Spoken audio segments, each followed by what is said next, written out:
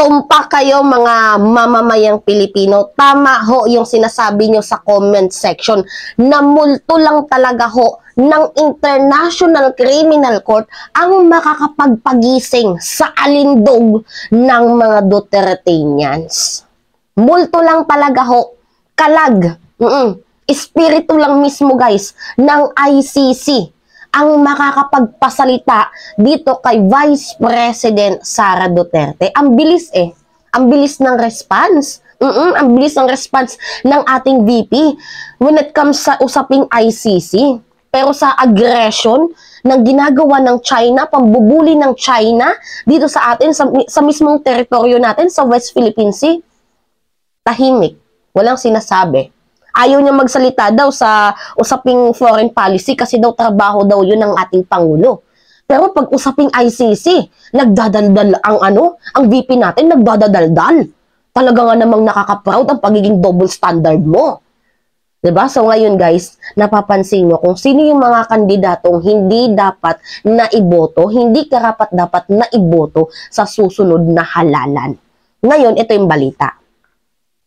Sara Duterte on sovereignty. On China's aggression in the West Philippine Sea, tahimik, malaking question mark. Silent ang lola. Pero dito guys, sa ICC investigation, ang sabi niya, I respectfully remind our honorable lawmakers of the very word that our President, His Excellency Ferdinand Marcos Jr. reiterated less than half a year ago. Any probe conducted by ICC would be an intrusion into our international matters and a threat to our sovereignty. So, nung isang araw, guys, na content ko itong si VP Inday dahil nga galit na galit si Barry Gutierrez, yung spokesperson ni former Vice President Leni Robredo. Kasi talaga nga naman kahit ako magagalit din. Sino hindi magagalit? Pag sa usaping aggression na ginagawa sa ating mga mamamayang Pilipino, kasi sabi nila makatao daw sila, makabayan daw sila, pero hindi nila kayang ipagtanggol ang ating bayan. So, sino hindi magagalit sa kanila? Kasi napaka-flowery ng kanilang mga words na binibitawan kapag eleksyon Pero kapag nandiyan na yung actual, di ba, ang tatahimik. Dito sa usaping West Philippine Sea, tahimik. Sa pambubuli, sa panggagancho ng mga Chinese sa atin, tahimik.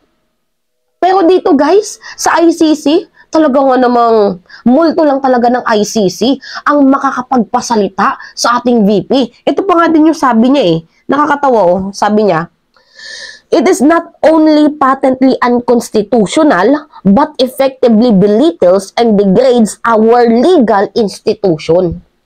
As if naman naka-receive din ng hustisya yung sinuntok mo doon sa sa Davao, yung sheriff, 'di ba? Pamamaliit pala sa institusyon. Sabi niya nga, 'di ba, it is not patently unconstitutional and effectively belittles and degrades our legal institution. Yung ginawa mong panununtok sa sheriff, unconstitutional din 'yun. Pero hindi naka-receive ng hustisya ang sheriff kasi nga meron kang kapit. Ngayon na pumapasok ang ICC, sasabihin mong ang unconstitutional, abay double standard ka nga.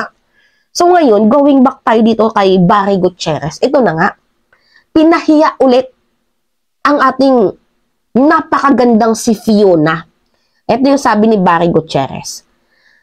Takot lang ata sa ICC ang nakakagising Takot lang ata sa ICC ang nakakagising Attorney Barry Gutierrez, the former spokesperson of former President Leni Robredo, criticizes the Vice President Sara Duterte quick response to the possibility of the Philippines rejoining the International Criminal Court of or ICC, contrasting it with her perceived inaction on the other pressing matters such as China's incursion in the West Philippine Sea and the issue of confidential funds in her office. Sabi ni Barry Gutierrez sa kanyang tweet, sana ganito siya kabilis sumagot sa una, paghimasok ng China sa West Philippine Sea at issue sa confidential funds ng kanyang opisina. Kaya nga, sana ganyan siya kabilis magsalita. Kagaya ng pagsasalita niya dito sa ICC na napakabilis. Parang si Flash guys. Ang bilis maglabas ng statement. Imagine, pinasa pa lang ho ng 3 lawmakers, ng magigiting na lawmakers, itong House Resolution 1477 na naglayong mapag-usapan itong ICC kung pwede naman ho papasukin ng International Criminal Court sa bansang Pilipinas para ho mapatunayan natin na gumagana ho ang ating justice system. Mas maganda ho daw na makipag-cooperate tayo sa ICC para malaman din daw natin kung gumagana ang justice system ng bansang Pilipinas. So after that guys, a few hours lang, naglabas agad ng statement itong si VP Inday. Ito yung nilabas niyang statement, balikan lang natin ha. Yan. Kita niyan? Ang haba ng kanyang statement, pero napaliwanag na natin yan guys kasi puro naman yan mga mali-mali. So hanapin nyo na lang yung vlog ko na umabot ng 30 minutes. Yan. Tingnan nyo. Ang haba ng kanyang statement. Pero yung pinaka-point natin dito, yung issue sa 125 million within 11 days, up to this moment, hindi mo pa nasasagot. Ilang beses ka nang tinanong. Yung issue dito sa West Philippine Sea, kung ano yung thought mo sa mga ginagawang pambubuli ng China sa atin. Wala, tahimik ka, kasi himudpet kayo dito sa China. Malaki ata yung pondong binigay sa iilan na lang guys. Diba? Malaki ata yung pondo kaya takot magsalita. Kahit nga din itong mga bayarang vlogger. Diba? Mga DDS vlogger na nireveal ni JV Ejercito. Imagine, nasa bansang Pilipinas kayo pero parang binibenta nyo na ang ating bayan sa mga dayuhan. So ito na nga lang yung pinaka-point ko dito eh. Pag sa usaping ICC, ang bilis mo. Sana naman sa usaping confidential funds at usaping West Philippine Sea, sana ganun ka din kabilis. VP Inday. Hindi yung ang dami mo pang ebas, ang dami mo pang satsat, ang dami mong sinasabi, hindi mo na lang kami rektahin. Kung ano nga ba yung layunin mo dito sa ating bayan. Ano ba? Nakakaloka ka? Hindi ka tumakbo para sa mamamayang Pilipino eh. Tumakbo ka para sa pansarili nyo lamang. Pangit naman ata ng political career nyo. Kaya nga kahit itong ama niya gustong tumakbo bilang VP ulit eh. Matanda na yung tao, naghahangad pa ng kapangyarihan or sinusulsulan mo. Diba? Tapos ito yung sabi pa ng mga kagrupo niyang mga wakwak. When we speak in foreign policy, we speak only with one voice. And that is the President. Sabi niyo, spare lang si VP. Eh bakit ngayon tanong kayo ng tanong sa kanya? Di ba dapat ang tanongin niyo ang Pangulo? O si Pangulong PBBM pa ngayon ang nasisi. So ngayon, the table's turn. So, ayaw mong magsalita ha. Pero dito sa usaping ICC, nagsalita ka. So, ano yung ibig sabihin yan? Malutik-tik.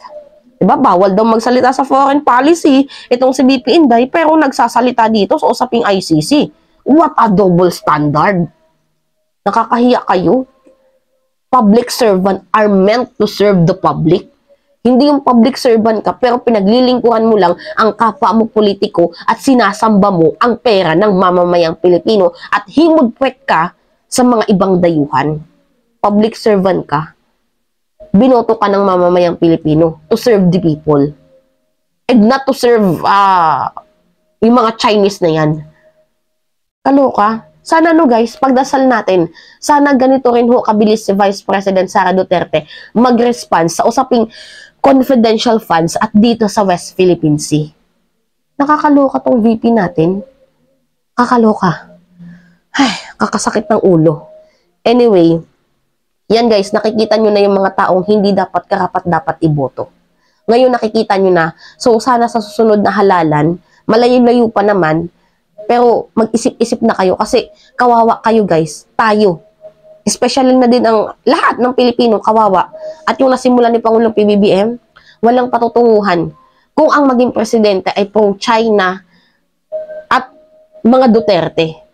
Kasi walang ibang gagawin yan kundi sunod-sunuran dito sa ibang dayuhan.